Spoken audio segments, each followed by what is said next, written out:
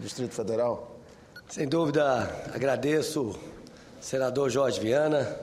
cumprimento meus colegas senadores, senadora Luísio Nunes, senador Paulo Paim, senador Rubem Figueiró, demais senadores e senadoras, e assumo a tribuna muito feliz nessa manhã de sexta-feira para celebrar o Dia Mundial da Água. A água é o bem mais precioso e se confunde com a própria vida. É um elemento fundamental para garantir a existência humana nesse planeta. Aliás, essa é uma das características deste planeta, chamado de planeta Terra, mas na verdade é o planeta Água, porque quase 80% do nosso território é composto de água, e fundamental para todas as atividades humanas, desde as fundamentais à existência, como a dessedentação de homens e de animais, mas também para as diversas atividades recreativas, de lazer, industriais, da agricultura, da navegação, enfim, os usos múltiplos da água. Nós avançamos muito no nosso país com a aprovação da Lei 9433, a conhecida como a Lei dos Recursos Hídricos, que inovou ao constituir os comitês, ao permitir a Constituição, determinar a constituição dos comitês de bacias hidrográficas e definir a bacia hidrográfica como a unidade de planejamento das políticas públicas. Entendo neste ano que a Unesco considera como, neste dia, o Ano Internacional das Águas, comemorado no ano, celebrado no ano, definido pela Unesco como o ano da cooperação pela água, que devemos buscar instrumentos para fortalecer os comitês de bacias hidrográficas em todo o país. Fortalecê-los, empoderá-los, dar condições para que efetivamente todos os rios brasileiros, todas as bacias hidrográficas brasileiras tenham os seus comitês de bacia funcionando, fazendo com que todos os governos, sejam municipais, estaduais, o federal, na hora de implementar políticas que afetem aquelas bacias hidrográficas, possam ouvir esses comitês de bacias hidrográficas. Aqui no Distrito Federal, já existe o Comitê da Bacia Hidrográfica do Paranoá, mas ainda precisamos fazer os comitês de bacias hidrográficas das outras diversas bacias hidrográficas. O nosso país tem uma situação, digamos, privilegiada. 12% da água superficial do planeta está no Brasil, embora essa água esteja mal distribuída. Temos muita água, por exemplo, na região que Vossa Excelência representa, senador Jorge Viana, a região amazônica, que é uma região pouco populosa, e, no entanto, temos pouca água em regiões mais populosas, especialmente o Nordeste brasileiro. Ainda assim, temos graves problemas que precisam ser enfrentados, não apenas pelo governo, mas pelo conjunto da sociedade brasileira. Há 11 anos atrás, senador Jorge Viana, tive a honra de participar de uma expedição denominada Caminho das Águas, que desceu todo o Rio São Francisco, desde Pirapora até a foz do Rio São Francisco. Mais de 30 dias navegando pelo Rio São Francisco, uma expedição denominada Caminho das Águas, com a participação de pesquisadores da Universidade de Brasília, através do seu Centro de Desenvolvimento Sustentável, da Universidade Federal de Minas Gerais, da Universidade do Sudoeste da Bahia, em que cada pessoa ali presente, em função do seu perfil, da sua atividade profissional, desempenhava um papel. No meu caso específico, como deputado distrital à época e autor da Lei das Águas do Distrito Federal, discutia, mobilizava e fazia reuniões com os prefeitos municipais, com os líderes da sociedade local, com os vereadores, acerca conscientizando da importância da implementação dos comitês de bacias hidrográficas. E já naquela época,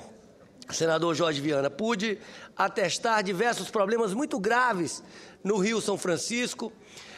fruto da ocupação desordenada do solo em toda a bacia do São Francisco. E é importante registrar que o Distrito Federal faz parte da bacia do São Francisco através do Rio Preto, que deságua no Rio Paracatu, que por sua vez deságua no Rio São Francisco. E o que a gente viu naquele momento? Todas as vezes que a barca passava próximo de um afluente do Rio São Francisco, de um grande afluente do São Francisco, ela encalhava. Ela encalhava e nós tínhamos que ficar, às vezes, 2 dias encalhado no meio do rio, até esperar um embarcador, um empurrador, que vinha de uma cidade mais próxima para poder desencalhar a barca. Por quê? Em função do processo de erosão e assoreamento que vem gerando consequências desde os pequenos rios, afetando os grandes afluentes do São Francisco, como o Rio Grande, como o Rio Paracatu, como o Rio Urucuia, provocando esse tipo de problema. Também pude atestar naquela ocasião que grande parte dos municípios jogavam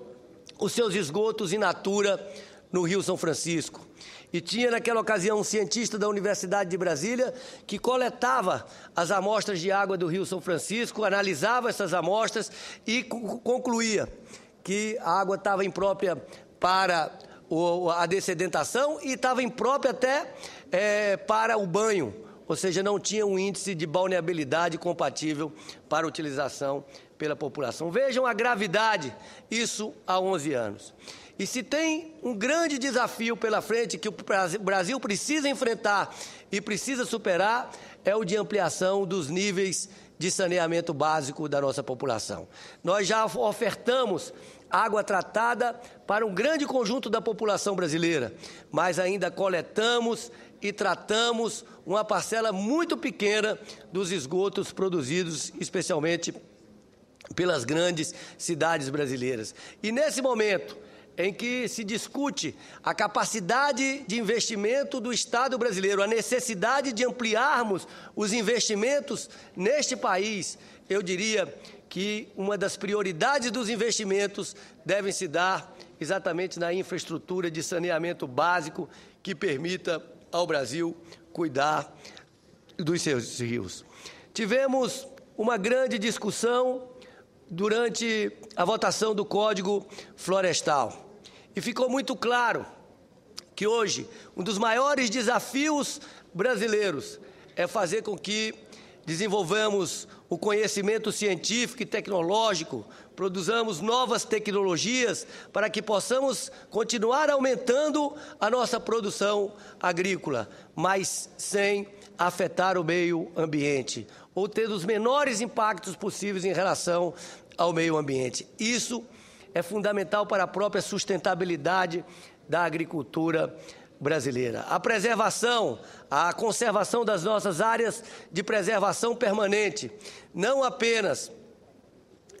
em função da proteção da biodiversidade fundamental, mais uma vez, para a produtividade da agricultura, mas para a preservação das águas brasileiras. Nesse sentido, é importante que o Brasil volte a fazer mapa de solos, porque naquele momento os especialistas disseram, quando se debatia qual deveria ser o tamanho das áreas de preservação permanente dos rios brasileiros, faltou informação científica, porque o ideal era que nós estivéssemos definindo em função da declividade, da textura e da espessura dos solos das áreas de preservação permanente, e nós não tivemos condições de fazê-lo por falta de informações científicas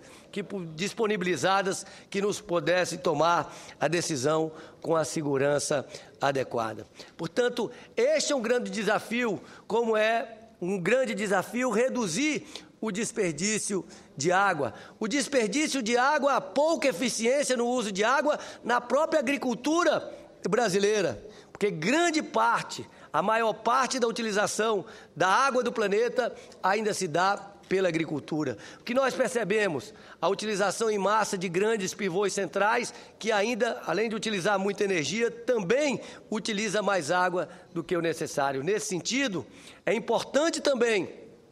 a evolução científica e tecnológica para que possamos produzir cada vez mais, utilizando cada vez menos água. Como também é fundamental desenvolver novas tecnologias, novas variedades, novos produtos, novas sementes, que adaptadas a períodos maiores de estiagem, fazendo com que tenhamos também uma maior produção com a menor utilização de água. Os desafios são muitos, os desafios são enormes, mas creio que essa é uma agenda que deve unificar a população brasileira, unificar independente de corrente política, de partido político, porque o que estamos falando aqui é do interesse nacional, é do interesse das próximas gerações, das futuras gerações, que só disporão da qualidade de vida adequada, de uma qualidade de vida igual ou melhor que é da que dispomos hoje, se tivermos água com abundância e água de boa qualidade. Eu gostaria, senhor presidente, senhoras e senhores senadores, neste momento, de registrar 2 eventos realizados, um que se realizou ontem e outro que se realizará hoje, para celebrar o Dia Mundial da Água. Ontem tive a honra de participar na cidade de Ceilândia, aqui no Distrito Federal, que é a principal cidade do Distrito Federal, uma cidade com mais de 400 mil habitantes, está entre as 50 maiores cidades brasileiras, de um movimento que me entusiasmou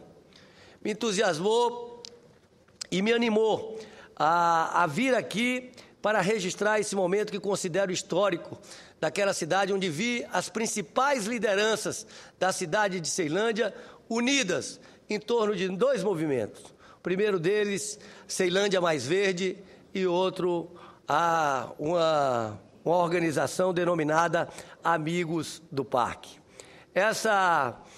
união da sociedade civil em torno desse movimento Amigos do Parque visa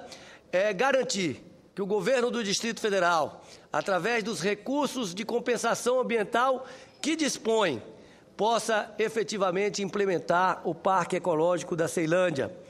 que já está criado no papel, mas que ainda não foi implementado de fato. E aqui eu faço um apelo ao secretário de Meio Ambiente do Distrito Federal, Eduardo Brandão, que priorize os recursos da compensação ambiental, que são muitos no Distrito Federal, para imediatamente constituir o plano de manejo do Parque da Ceilândia e a implantação da infraestrutura adequada, para que aquela cidade, com pouquíssimas alternativas de lazer, possa ter um parque de boa qualidade, dotado de infraestrutura adequada para a população de todas as idades usufruírem. E fiquei impressionado, porque conheci, ali foi no filme que apresentaram, um córrego, um pequeno rio, com uma pequena cachoeira que eu não conhecia, eu que conheço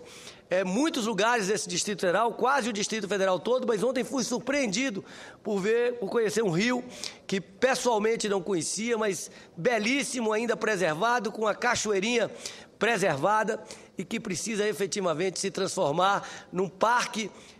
para que toda a população da cidade de Ceilândia possa usufruir. Mas quero aqui também saudar o movimento Ceilândia Mais Verde, que busca conscientizar a população, mobilizar a população para práticas mais sustentáveis. Isso demonstra, senador Jorge Viana, que o Brasil está mudando, a sociedade está mudando e a própria sociedade está percebendo a necessidade de incorporar novos valores, novas práticas na sua relação com o meio ambiente, que garantam sustentabilidade, garanta qualidade de vida, não só para essas gerações, mas para as futuras gerações. As propostas de coleta seletivas, as propostas de educação ambiental, as propostas de mobilização em torno das áreas verdes, da defesa de proteção das áreas verdes da cidade, são propostas encampadas pelo movimento Ceilândia Mais Verde. E aqui eu quero cumprimentar o presidente do Rotary Club, Paulo Florentino, que coordenou essa reunião e que teve uma participação expressiva de prefeitos comunitários, de lideranças comunitárias, de representantes de deputados distritais, da deputada distrital Luzia de Paula e de diversas outras lideranças para a implementação do Parque da Ceilândia e do movimento Ceilândia Mais Verde. E quero registrar, terei que me ausentar dessa sessão daqui a alguns minutos, porque participarei de um evento denominado Projeto Descoberto Coberto, celebrando aqui no Distrito Federal o Dia Mundial da Água. A Bacia do Descoberto é a bacia mais importante do Distrito Federal. Nós temos ali a barragem do Descoberto, que é responsável pelo abastecimento de quase 70% das águas, da população, das águas utilizadas para o abastecimento da população do Distrito Federal. E temos problemas gravíssimos na Bacia do Descoberto, problemas do lado de Goiás, onde se instalou a cidade de Águas Lindas, que foi uma ocupação que aconteceu de forma muito acelerada e de forma desorganizada, sem que tenhamos ali projetos de infraestrutura de saneamento básico, o que gera inúmeros problemas de poluição na Bacia do Descoberto. Por outro lado, do lado do Distrito Federal, temos, além de invasões de áreas públicas, na área da Floresta Nacional de Brasília, e a gente pede aqui um empenho, uma atenção especial do Instituto Chico Mendes de Biodiversidade e do governo do Distrito Federal para coibir as invasões ilegais na Bacia do Descoberto, na área da Floresta Nacional, e ao mesmo tempo que a regularização das chácaras que existem lá há muito tempo, para que efetivamente possamos ter uma situação fundiária resolvida e que se possa efetivamente combater as invasões, para que tenhamos ali programas de utilização adequada de toda a região da Bacia do Descoberto. Ali também temos uma grande produção de hortifrutigranjeiros, daí a necessidade de conscientizar a população, os agricultores, para a utilização, para o manejo adequado dessas lavouras, para não comprometer a qualidade do descoberto. A atividade de hoje, que é coordenada pela DASA, tem como parceiros a Secretaria de Agricultura, o IBRAM, a Emater, a Terracap, a CAESB, o Ministério Público do Distrito Federal, o ICMBio e a Associação Pro Descoberto, que vem realizando um trabalho muito importante na área, no sentido de rearborizar ou de arborizar toda a Bacia do Descoberto, as regiões próximas à barragem de Descoberto no Distrito Federal, que, como disse, é fundamental para o abastecimento da água de toda a nossa população. No Distrito Federal, senador Jorge Viana, nós temos oito bacias hidrográficas: a do Rio Maranhão, do Rio Paranã, do Rio Preto, do Rio São Marcos, do Rio São Bartolomeu, do Rio Corumbá, do Rio Descoberto e do Rio Paranoá. E, neste momento, ao encerrar o meu pronunciamento, não poderia deixar de falar da importância do Cerrado brasileiro para as águas brasileiras. Estamos localizados num bioma que perpassa vários estados brasileiros, que ocupa 1/4 do território brasileiro e que é responsável por grande parte das águas das principais bacias brasileiras. 70% das águas da Bacia do Paraná, do Tocantins e do São Francisco nascem na região do Cerrado brasileiro. Aqui mesmo em Brasília, muito próximo aqui do Senado Federal, nós temos a Estação Ecológica de Águas Emendadas, onde ocorre ali um fenômeno, onde vertem do mesmo lugar águas que vão compor duas nascentes importantes do país e muito próximo dali uma terceira nascente que vai contribuir para a terceira bacia hidrográfica do nosso país. Portanto, é fundamental preservarmos o Cerrado, é fundamental que não vejamos a região do Cerrado apenas como a região da expansão da agricultura brasileira, mas que isso seja feito de forma responsável, com ordenamento, com planejamento, com zoneamento, para que possamos garantir a água, a quantidade e qualidade das águas de toda a região centro-oeste, como também garantir a nossa imensa biodiversidade. Portanto, faço esse apelo. Já apresentei, senador Jorge Viana, um projeto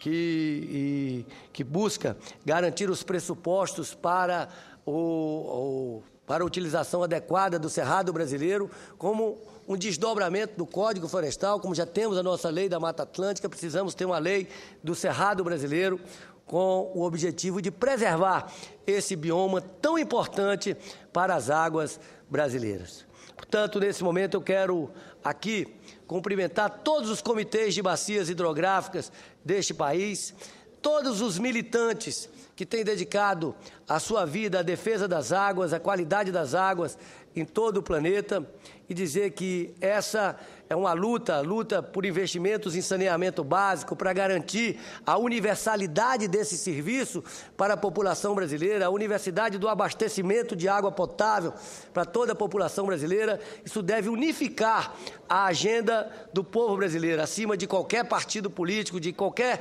interesse legítimo, divergente, mas que todos possamos estar unificados em torno dessa agenda, que é uma agenda de interesse dessa e das futuras gerações de brasileiros. Muito obrigado, senador Jorge Viana.